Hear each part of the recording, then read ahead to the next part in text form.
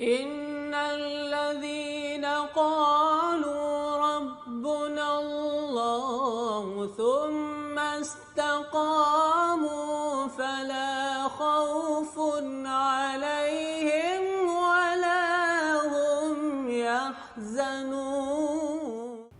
السلام عليكم ورحمة الله تعالى وبركاته. الحمد لله وكفى، وصلاة وسلاما على البشير الهادي المصطفى وعلى آله وصحبه ومن اقتفى، ثم أما بعد. استقيموا، برنامجا دينيا ثقافيا اجتماعيا نتناول فيه ونسلط الضوء فيه على النماذج المضيئة المنيرة في مجتمعنا المصري خاصة، بل ومجتمعنا الإسلامي عامة، في ظل ظروف حرجة وفي ظل ظروف صعبة انتشرت فيها الفتن وانتشرت فيها الشهوات والشبهات، وصار من يخرج علينا بما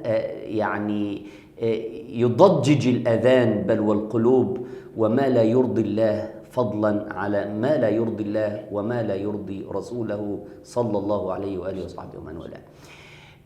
إن الذين قالوا ربنا الله ثم استقاموا فلا خوف عليهم ولا هم يحزنون.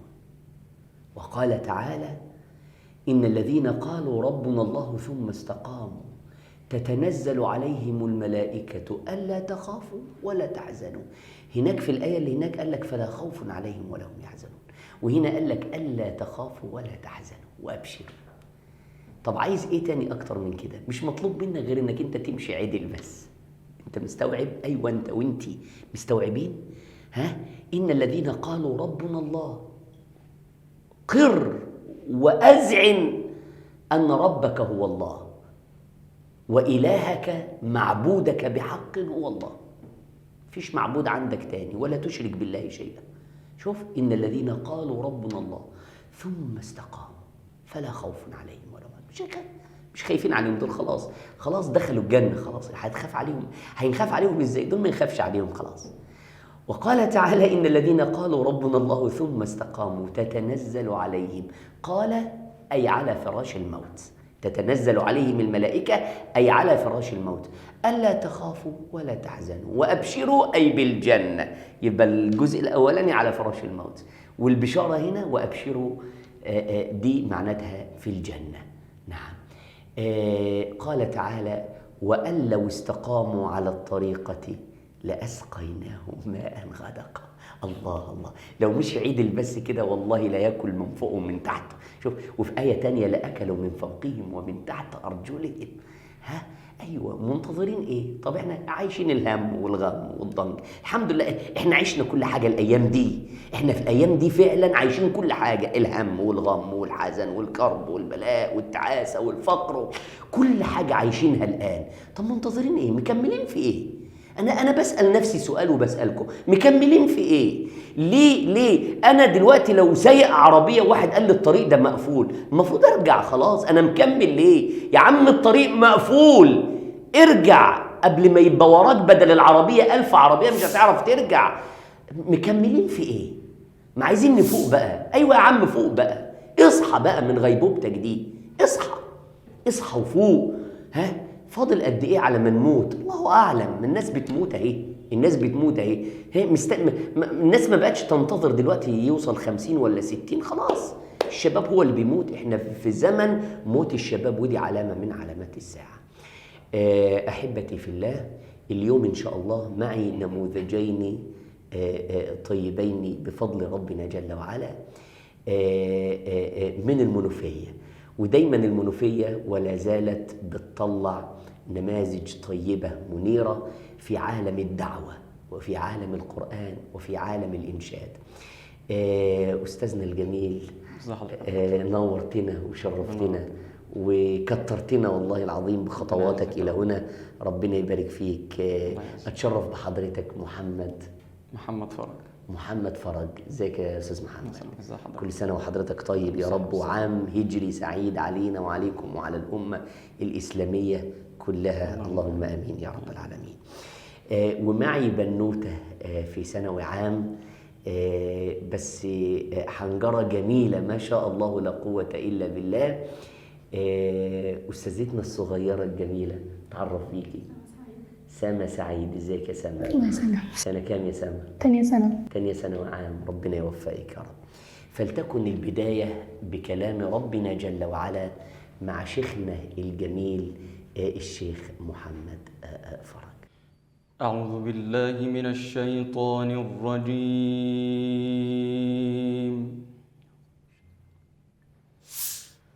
بسم الله الرحمن الرحيم.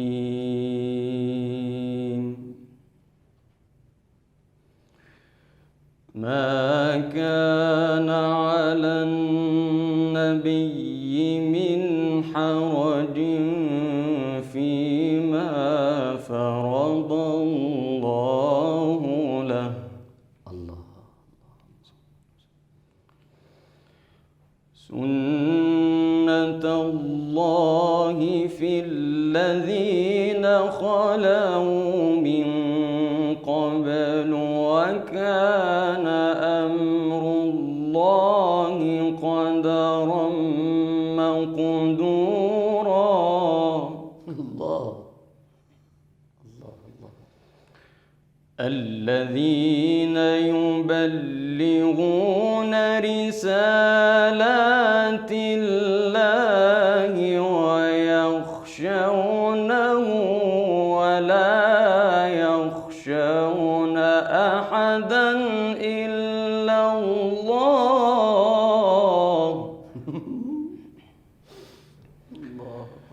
وكفى بالله حسيبا.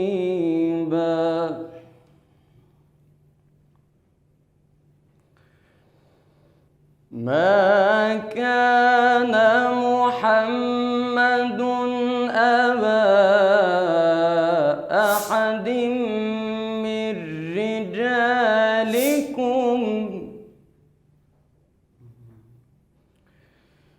ولكن رسول الله وخاتم النبيين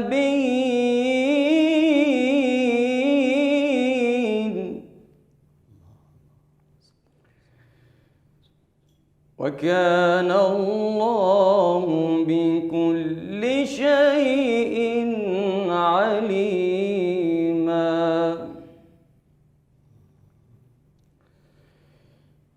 يا أيها الذين آمنوا اذكروا الله ذكرا كثيرا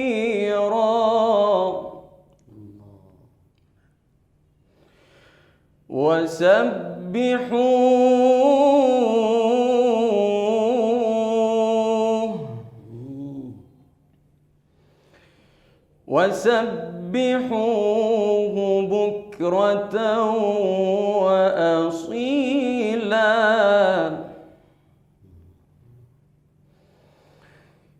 يا أيها الذين آمنوا اذكروا الله ذكرا كثيرا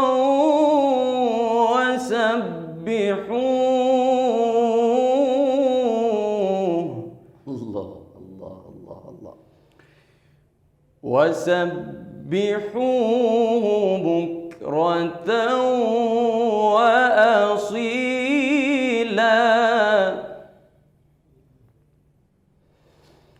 هو الذي يصلي عليكم هو الذي يصلي عليكم وملائكته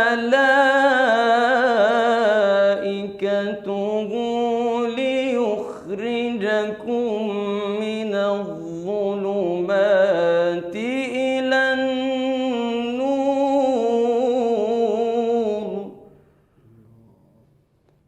وكان بالمؤمنين رحيما.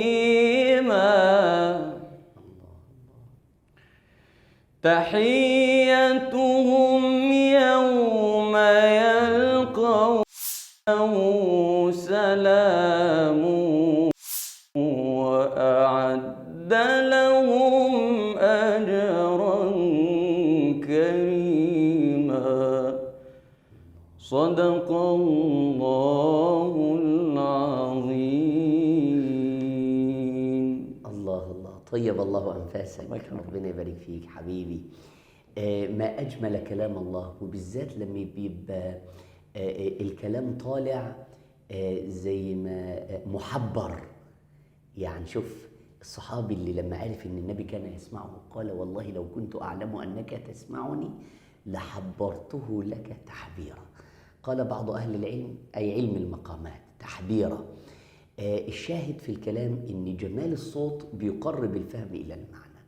فما اجمل كلام الله جل وعلا، فما بالك لو كنت تسمعه غضا طريا من فم المصطفى وكفى صلى الله عليه وسلم. لو بقى النبي قاعد قدامنا كده بيقرأ القرآن هيوصل لك ازاي؟ الآيات اللي قرأها يعني أخونا الفاضل تحمل معاني كثيرة وجميلة جدا. أول حاجة الصلاة على النبي، وقف وقف جميل جدا لفت نظري عند قوله تعالى وسبحوه. الله، الوقف ده لفت نظري جدا بقضية هامة جدا ناس كتيرة غفلانة عنها، ألا وهي قضية التسبيح. رغم ان احنا الآن نحتاج إلى التسبيح، احنا دلوقتي في زمن صعب، علاج اللي احنا فيه ده كله التسبيح. التسبيح أيوة، ولقد نعلم أنك يضيق صدرك، ضيق الصدر. ما أكثر النهاردة من المشاكل بتاعة ضيق الصدر، واللي مخنوق واللي بينتحر واللي بيولع في نفسه واللي مش طايق نفسه واللي بص بيتعارك مع دبان وشه زي ما بيقولوا. ولقد نعلم أنك يضيق صدرك بما يقولون. ما العلاج؟ فسبح بحمد ربك وكن من الساجدين واعبد ربك حتى يأتيك اليقين. كم من مسجون الآن، سواء مسجون في مرضه، سواء مسجون في بيته، سواء مسجون في ديونه، سواء. أكبر سجن كان في التاريخ لنبي كان مين؟ كان سيدنا يونس في بطن الحوت. وقف، لا صلى ولا صام ولا لا، وقف قال إيه؟ لا إله إلا أنت سبحانك، هو التسبيح، إني كنت من الظالمين. كانت الإجابة إيه؟ والرد مباشر من ربنا إيه؟ فلولا أنه كان من المسبحين للبث في بطنه إلى يوم يبعثون. لولا بس إنه سبحني والله كان فضل في بطن الحوت لحد يوم القيامة. عرفتوا بقى قيمة التسبيح؟ ربنا يرزقنا وإياكم التسبيح. سبحان الله وبحمده، سبحان الله العظيم. ناخد الخيط من الآيات الجميلة اللي وقف عندها شيخنا الجميل وما كملش بقى اللي بعدها يا أيها النبي إنا أرسلناك شاهدا ومبشرا ونذيرا. عايزين نصلي على النبي، صلوا عليه صلى الله عليه وسلم. عايزين ناخد خيط جميل كده بأنشودة جميلة كده عن الصلاة على النبي. إيه رأيك يا سما؟ جاهزة أنشودة الصلاة على النبي؟ جاهزة. مجهزة لنا إيه بقى حلو؟ يلي سمعنا. يلي سمعنا. طيب يلا سمعينا بقى. يلي سمعنا ردد ورانا، صلي وسلم على النبي تفرح معانا. أما بنذكر نبينا نور في قلوبنا، والشوق ده زايد علينا وفي حبه دبنا دبنا. أما بنذكر نبينا نور في قلوبنا، والشوق ده زايد علينا وفي حبه دبنا دبنا. والروح ترفرف تروح له تطلب له أنا، صلي وسلم على النبي تفرح معانا. يلي سمعنا ردد ورانا، صلي وسلم على النبي تفرح معانا. وإن شفته مرة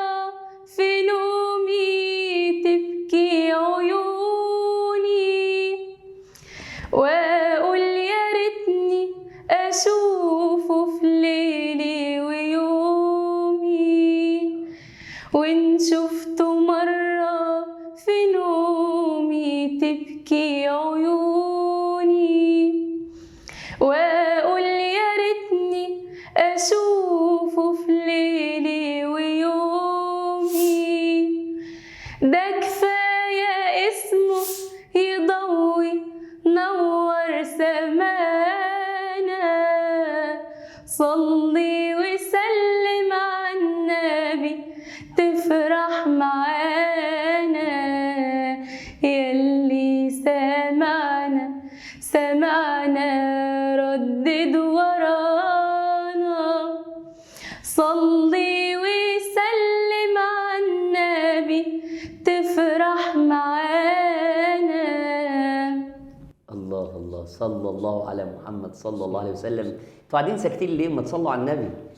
ساكتين ليه؟ صلوا على سيدنا النبي، صلي عليه صلى الله عليه وعلى اله وصحبه وسلم. سمعت لك بعض المقاطع يعني اثرت فيا جامد، بالذات تقليدك لفضيله الشيخ ياسر الدوسري. شايفك متاثره بيه، يعني سمعينا حاجه كده. أعوذ بالله من الشيطان الرجيم. بسم الله الرحمن الرحيم. ولقد خلقنا الإنسان ونعلم ما توسوس به نفسه ونحن أقرب إليه من حبل الوريد، إذ يتلقى المتلقيان عن اليمين وعن الشمال قعيد، ما يلفظ من قول إلا لديه رقيب عتيد. وجاءت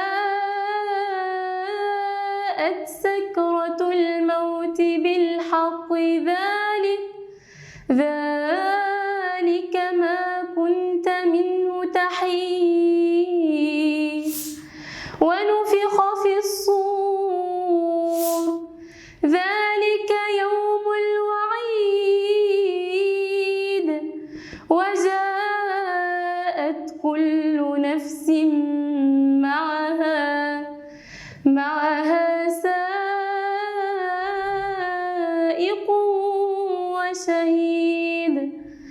لقد كنت في غفلة من هذا فكشفنا عنك غطاءك فبصرك اليوم حديد. أحسنتي. محاولة جميلة وطيبة، بس يعني حاولي انك انت تركزي. درست تجويد؟ حاولي تدرسي بقى تجويد وكده، ما شاء الله الخامة بتاعت الصوت جميلة، فمحتاجة بقى ندرس تجويد عشان خاطر المخارج تطلع صح، يقوم جمال القرآن يبان أكتر. ما شاء الله عليكي، صوتك جميل بيلامس القلوب والله. يا ريت كل بنت تشوف بقى يعني حالها كده. واحنا دائما يا جماعه بنجيب البنات الصغيرين والبنات اللي فعلا عندهم ملكه الصوت الجميل في القران والانشاد، بنحاول ان احنا في برنامج استقيموا هنا نزاحم بيهم اهل الباطل. انتوا شايفين دلوقتي الترندات اللي طالعه، والبنت اللي طالعه تقول مش عارف ايه وكلام تافه وكلام ملوش معنى.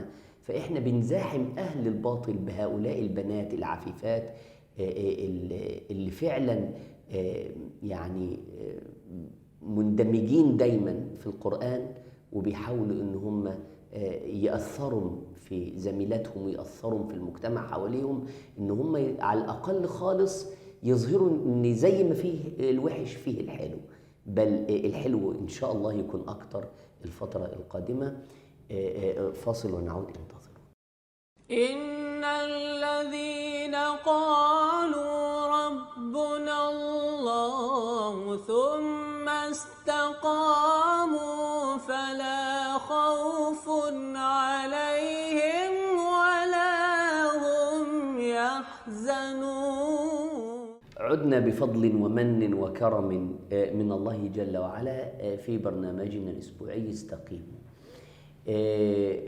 ومعنا شيخنا الجميل اللي منورنا ومشرفنا الشيخ محمد فرج، مجهز لنا عايزين نمتع السادة المشاهدين بنفحة مباركة كده عن العام الهجري، ويعني يا ريت كده إلا تنصروه فقد نصره الله. أسأل الله أن ينصر الإسلام ويعز الموحدين وأن يذل الشرك والمشركين وأن يرفع الله راية الحق وراية الدين ويرزقنا وإياكم صلاة في الأقصى عن قريب. قولوا آمين. اللهم آمين يا رب العالمين.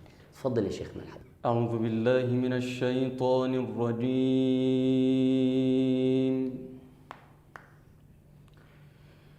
بسم الله الرحمن الرحيم.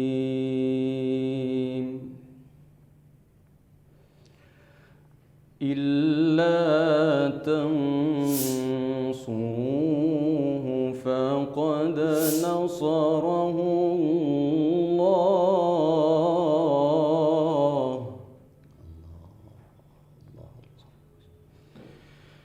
إذ أخرجه الذين كفروا ثاني اثنين إذ هما في الغار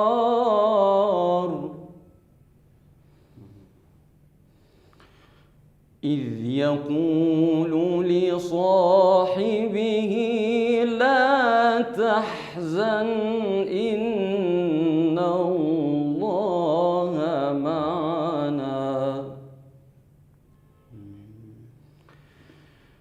فأنزل الله سكينته عليه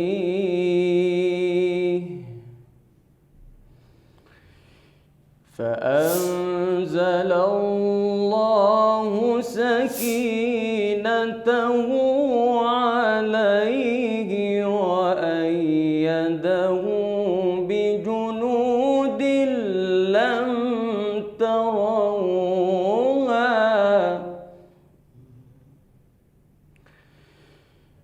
وجعل كلمة الذين كفروا السفلى وكلمة الله هي العليا الله والله عزيز حكيم.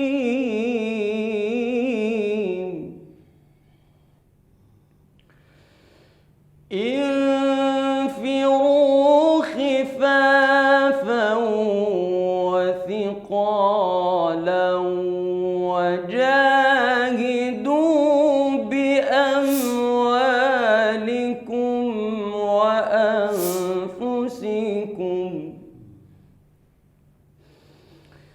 وجاهدوا بأموالكم وأنفسكم في سبيل الله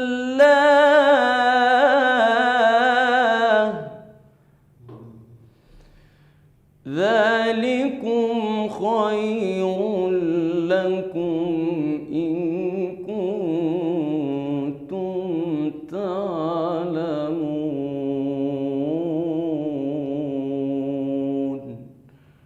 صدق الله العظيم. صدق الله العظيم. أحسنت شيخنا الحبيب. سامة سعيد، سمعينا إيه عن سيدنا النبي بقى؟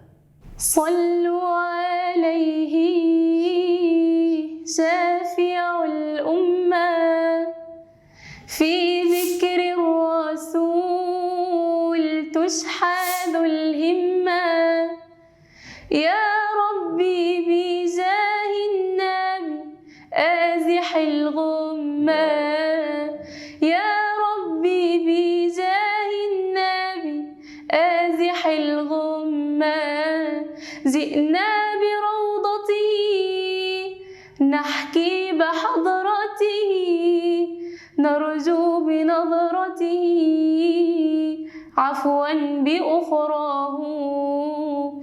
الله قرمه للذكر علمه، للصدق ألهمه، حقا وزكاه. طه ونعرفه مولاه شرفه، جبريل أردفه بالقرب أعلاه. الله شفعه بالسر أودعه، بالحشر يسمعه زكى محياه. كحيل الطرف حبيبي لو تراه، الله الله ضحوك السن للعاشق رماه. الله الله بهي الطلعة فالمولى اصطفاه، بهي الطلعة فالمولى اصطفاه، بهي الطلعة فالمولى اصطفاه. حبيب الله يا خير البرى، يا صلوا على خير الأنام، المصطفى بدر التمام. صلوا عليه وسلموا، يشفع لنا يوم الزحام. صلوا على هدينا المصطفى طه نبينا، هو خير العالمين ابن عبد الله. الله الله الله، صلى الله على محمد صلى الله عليه وسلم. يا ريت بس لو سمحت كده المخرج كده يشاور لنا، يعرفنا كده كام دقيقة فاضلين، عشان خاطر يعني فاضل لنا، المخرج بيقول لنا دلوقتي فاضل لنا دقيقتين. يا ريت الدقيقتين دولت شيخنا الجميل عايزين ترتيل كده، عايزين ترتيل نختم بيه هذا اللقاء الطيب المبارك. أعوذ بالله من الشيطان الرجيم. بسم الله الرحمن الرحيم. وينجي الله الذين اتقوا بمفازتهم لا يمسهم السوء ولا هم يحزنون. الله خالق كل شيء وهو على كل شيء وكيل. له مقاليد السماوات والأرض، والذين كفروا بآيات الله أولئك هم الخاسرون. قل أفغير الله تأمروني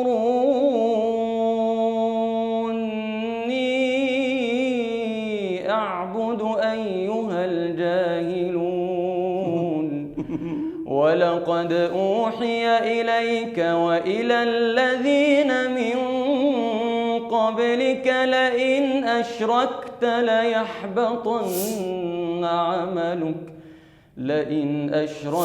ليحبطن عملك ولتكونن من الخاسرين.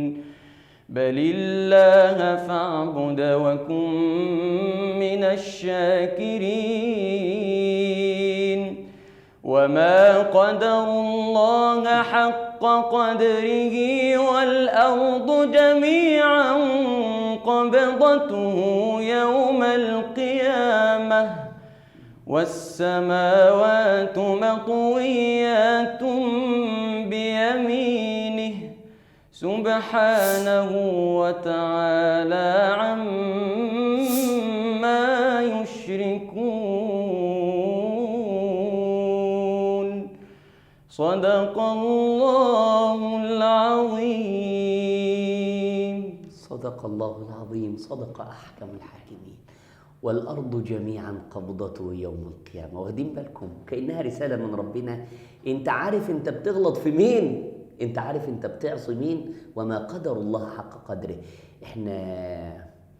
احنا تطاولنا على ربنا جامد قوي. كون ان احنا نعصي الله ولا نخاف الله جل وعلا، احنا بنتطاول عليه. وما قدر الله حق قدره. اللي انت بتغلط فيه ده ربنا بيوصف لك وبيقول لك والارض جميعا قبضته، هيبقى الارض كلها في ايده. انت عارف انت بتعصي مين؟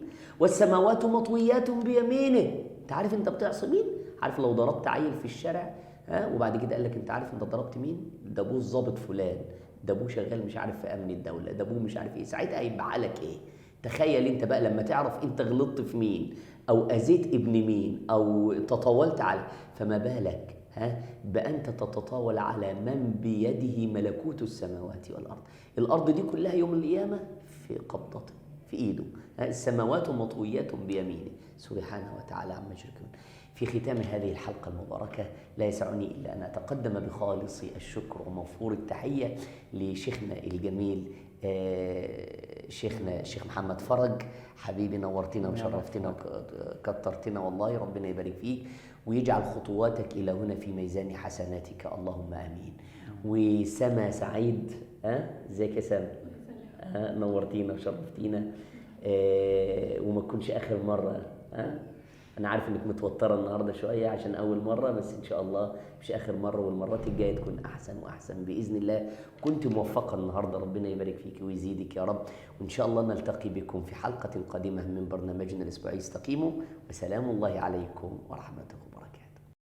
إن الذين قالوا ربنا الله ثم استقاموا فلا خوف عليهم ولا هم يحزنون.